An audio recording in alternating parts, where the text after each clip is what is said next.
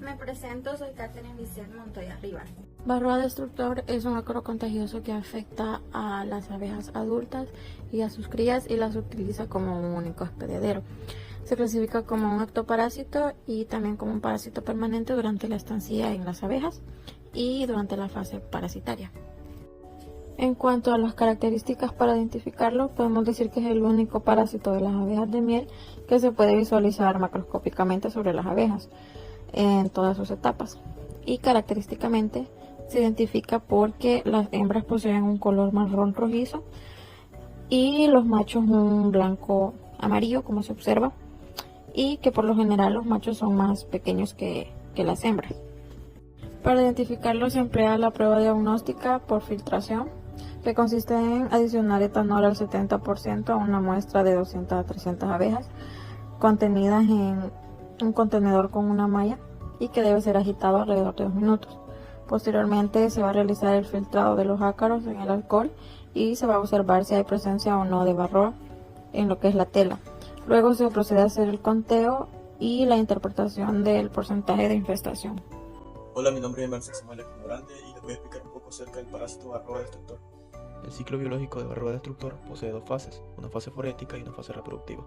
El ciclo comienza cuando los ácaros parasitan abejas adultas y se alimentan de su hemolinfa. El estrecho contacto que existe entre las abejas permite que el ácaro infeste abejas jóvenes, en este caso nodrizas, las cuales al alimentar a las larvas propician la entrada de ácaros hembras a las celdas, poco tiempo antes de que sean operculadas. Estamos hablando de alrededor de 15-30 horas antes en celdas de obreras y 40-60 horas antes en celdas de zánganos. Después de que la celda es operculada, el ácaro sube el cuerpo de la prepupa para succionar su hemolinfa. El apareamiento sucede en el interior de la celda entre ácaros nacidos de la misma postura. Esto se facilita porque el ácaro puede controlar la determinación del sexo de la descendencia, asegurando que el primer huevo sea macho y los siguientes den origen a una hembra. Varroa destructor tiene una amplia distribución en el mundo. Estamos hablando que en países de América como Estados Unidos, México y Paraguay se ha reportado la presencia de este parásito, afectando a los apiarios de estas regiones.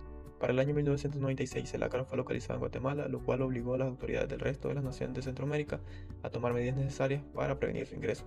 En ese mismo año fueron detectados 14 focos de infestación por el parásito en los departamentos de Huachapán, Chalatenango, La Libertad, Sonsonate y Santa Ana. Hola, mi nombre es Giovanna Pubil y grabaré un poco acerca de Nosema, en este caso Nosema apis y Seranae. Dentro de las especies de Nosema con mayor relevancia son las que parasitan a abejas, así como Apis mellifera y Apis ceranae. Se tratan de parásitos microsporidios que pertenecen al reino de los hongos. Estas le causan a las abejas nocemosis, teniendo como su hospedador definitivo tanto Apis mellifera y Apis ceranae, las abejas, en este caso obreras, zánganos y crías. Las esporas de Nosema tienen una forma oval, brillante y refringente. ¿Qué significa refringente? Es acerca de que microscópicamente observaremos una intensidad de la sombra en el borde de estas esporas. Tendrá unas dimensiones aproximadamente de 4.5 a 6.4 micras por 2.5 a 3 micras. La técnica para el diagnóstico de infestación de Nosema comenzará tomando una submuestra aproximadamente de 60 abejas. Separaremos el abdomen del tórax de cada una de estas abejas colocándolas en un mortero junto a 5 ml de agua destilada. Luego de que ya los hayamos macerado, le agregaremos 15 ml más. Luego lo filtramos por suspensión a través del tamiz. Cuando hayamos tenido esto, tomamos un poco de filtrado empleando una pipeta y llenar por capilaridad uno de los lados de la cámara de Neugebauer. Luego observamos al microscopio con el objetivo 40X. Cada bloque tiene 16 cuadrados redondeados por líneas dobles A y B. En este caso solamente vamos a contar las esporas que se encuentran en las dos líneas A. Soy Ana Cantor y hablaré sobre el ciclo biológico y prevalencia de Nosema especies. Bien, ahora por otro lado vamos a hablar del ciclo biológico de Nosema especies. Las abejas se infectan al ingerir alimento o agua contaminada por esporas procedentes de las heces de miembros parasitados de la colonia. En el interior del intestino, el filamento polar tubular se vagina, penetra en la membrana peritrófica e ingresa en una célula intestinal. El esporoplasma se inyecta en la célula epitelial a través del lumen tubular del filamento polar. Dicho esporoplasma va a crecer y se va a dividir asexualmente por fisión binaria mediante estadios de plasmodios multinucleados en su célula huésped, que es la etapa de merogonia. Por último, la espora se enquista a partir de un estadio esporonte mediante una división final, que es la etapa de esporogonia. Cuando hay esporas ya maduras, las células hospedadoras se rompen y liberan las esporas infecciosas. En el lumen que son evacuadas con las heces o bien intracelularmente infectan a otras células vecinas. Y finalmente hablaremos un poco sobre la prevalencia de este parásito en El Salvador, Centroamérica y América. Nosema especie se encuentra ampliamente distribuida en todos los países en los que se practica la apicultura, afectando la las poblaciones de abejas y las producciones de miel. En El Salvador fue evaluada la prevalencia de Nosema especies en los centros experimentales del Ministerio de Agricultura y Ganadería, encontrándose en la mayoría de los apiarios que fueron mostrados. En Centroamérica, aparte de El Salvador, solamente se reportan estudios recientes en Costa Rica evaluando el nivel de prevalencia y su grado de efectividad en diversas colmenas de la región. A nivel general, en América, Nosema está muy diseminada en países como México, Argentina y Canadá. Esta especie parasitaria se encuentra en niveles muy prevalentes, variando sus parámetros de infectividad en cada una de las regiones que se encuentran. Mi nombre es Erika Najo y voy a hablar sobre Rhodentholepis nana, sobre la clasificación general, la prueba diagnóstica y las características para su identificación. Rhodentholepis nana es de la clase cestoda del género Hymenopletis, endoparásito polixeno en relación con hospedador obligado, estancia en hospedador estacionario. En sus características tenemos que los huevos son claros, de cáscara delgada, ovales, de unos 40 a 60 micrómetros de largo y 38 a 45 micrómetros de ancho.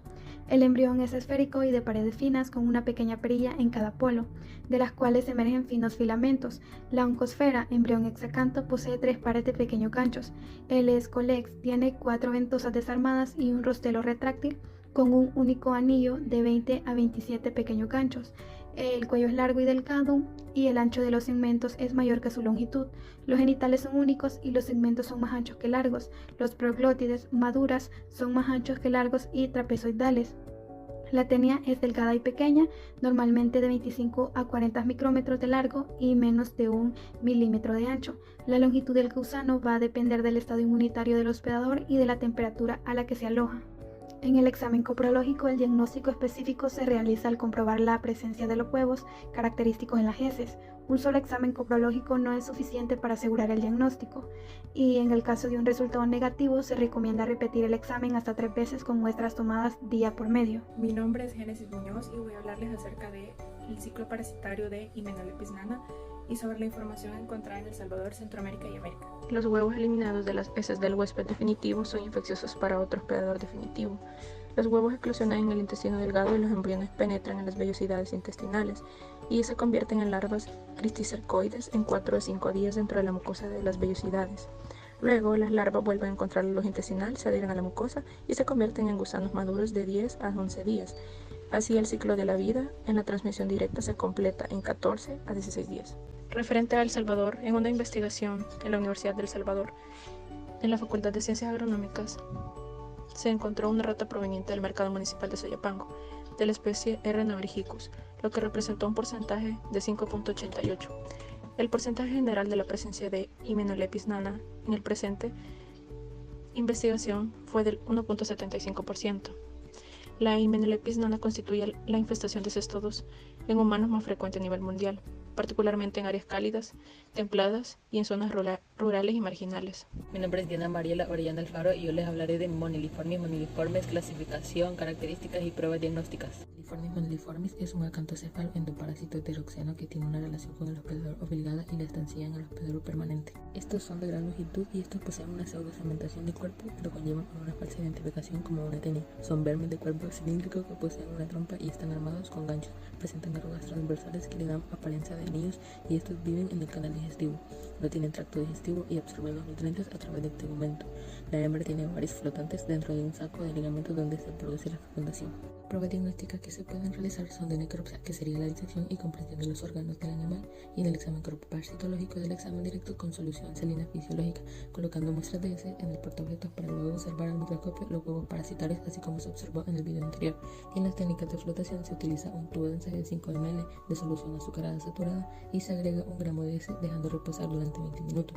Luego se coloca un cubreobjetos en el menisco formado en la superficie del tubo y se sitúa sobre el portaobjeto para examinarlo al microscopio. Mi nombre es Ana Lucía Orellana Cruz y en esta ocasión yo voy a hablar sobre moniliformis, específicamente su ciclo de vida y su situación de prevalencia en el área de El Salvador, Centroamérica, América y el mundo. El ciclo de vida de moniliformis es clasificado como indirecto, ya que se presenta un artrópodo como hospedero intermediario, específicamente cucarachas y escarabajos. Los huevos de moniliformis comienzan su embrionamiento en los hospederos definitivos, luego salen al medio ambiente a través de sus heces y completan su embrionamiento en los hospederos intermediarios cuando estos ingieren los huevos. Ya embrionados se desarrollan en el artrópodo hasta la fase infectante. El cistacanto de Moniliformis moniliformis desarrollado se enquista en el intestino delgado del hospedero intermediario. Posteriormente, el ciclo se completa cuando el artrópodo es ingerido por el hospedador definitivo adecuado. El parásito Moniliformis moniliformis presenta una distribución cosmopolita, es decir, tiene prevalencia en los 5 continentes: Australia, Asia, América, Europa y África, en países específicos como Estados Unidos, Perú, Argentina, Arabia Saudita, Irán, notificándose así también infestaciones en humanos, por lo cual es altamente importante para la salud pública. En El Salvador, de acuerdo a una investigación realizada por estudiantes de la Universidad de El Salvador durante el 2019, existe una prevalencia del 7.01% en los 3 puntos del país estudiado.